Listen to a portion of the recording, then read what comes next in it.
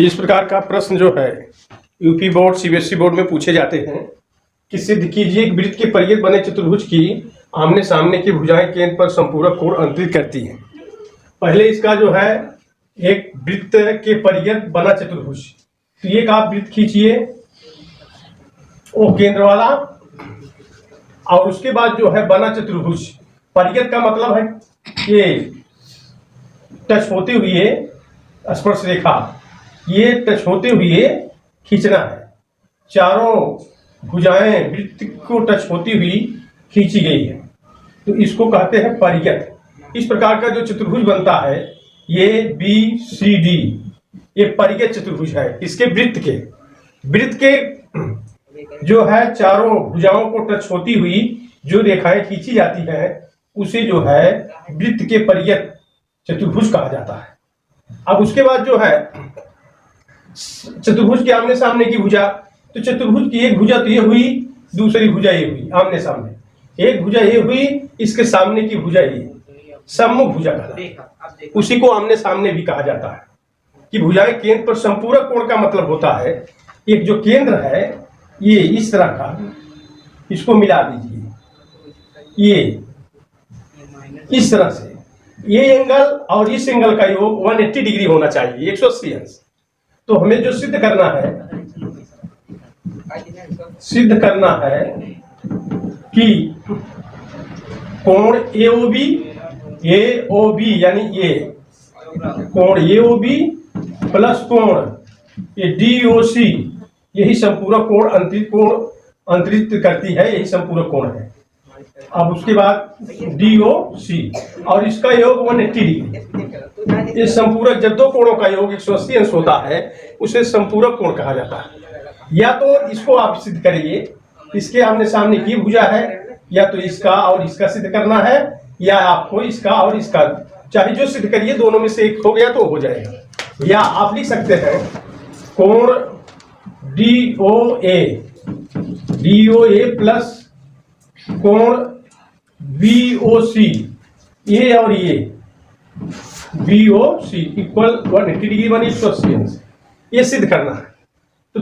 तो अब उसके बाद क्या है, अब ये चतुर्भुज है आपका, तो चतुर्भुज ए बी सी डी में कोण ए प्लस कोण बी प्लस कोण सी प्लस कोण डी, ये धन ए कोण डी बराबर 360, क्योंकि ये जो है चतुर्भुज के चारों अंतर कोणों का योगफल होता है। अब उसके बाद जो है इसमें ये एंगल इक्वल होता है, क्योंकि स्पर्श रेखा होती है, ये स्पर्श रेखा होती है, ये जो है स्पर्श रेखा होती है, इसलिए ये एंगल इक्वल होते हैं। अब उसके बाद जो है क्योंकि इस तरह से करने पर ये स्पर्श रेखा हो गई है, और यहाँ तो ये जो है ये त्रिभुज और ये त्रिभुज समरूप वो सर्वांगसम होते हैं। सर्वांगसम त्रिभुज जो होते हैं कोण ए और इसके बराबर होता है। तो अब लिखिए त्रिभुज ए ओ बी में तो कोण a/2 प्लस कोण b/2, ये b/2 प्लस कोण AOB बराबर 180 अंश। तो इस त्रिभुज में ये a/2 ये b/2 ये कोण O, ये आपका 180 अंश होता है। त्रिभुज के तीनों अंतर कोणों का योगफल होता है। अब उसके बाद जो है ये आपका समीकरण 1 रहा, ये 2 बना। अब इसी प्रकार त्रिभुज DOC में ये हो गया आपका ये d/2 ये c/2, कोण d/2 धन कोण c/2 प्लस कोण DOC, कोण DOC बराबर 180।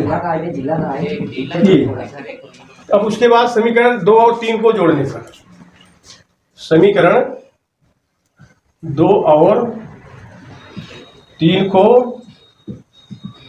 जोड़ने पर कोण a/2 प्लस कोण b/2 प्लस कोण AOB प्लस कोण d/2 प्लस कोण c/2 प्लस कोण DOC इक्वल 180 प्लस 180।